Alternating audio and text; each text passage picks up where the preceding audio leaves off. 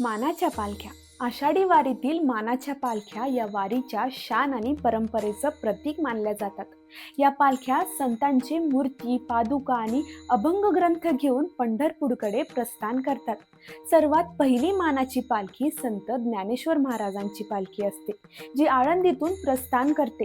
त्यानंतर संत तुकाराम महाराजांची असते, जी देहू येथून निघते. यानंतर पुढे संत एकनाथ महाराज पैठण, संत नामदेव महाराज पंढरपूर, संत मुक्ताबाई मुक्ताईनगर, संत निवृत्ती महाराज त्र्यंबकेश्वर, संत चांगाटेश्वर महाराज, संत सोपानदेव महाराज सासवड, रुक्मिणी माता कौंडणपूर आणि संत निळोबाराय महाराज पिंपळनेर अशा विविध संतांच्या गावाहून या मानाच्या पालख्या प्रस्थान करत असतात. हे मान विविध ऐतिहासिक आणि धार्मिक परंपरेतून ठरले आहेत. या वारी दरम्यान या पालख्या प्रथम पंढरपूरमध्ये प्रवेश करतात आणि सर्व दिंड्यांचे नेतृत्व करतात.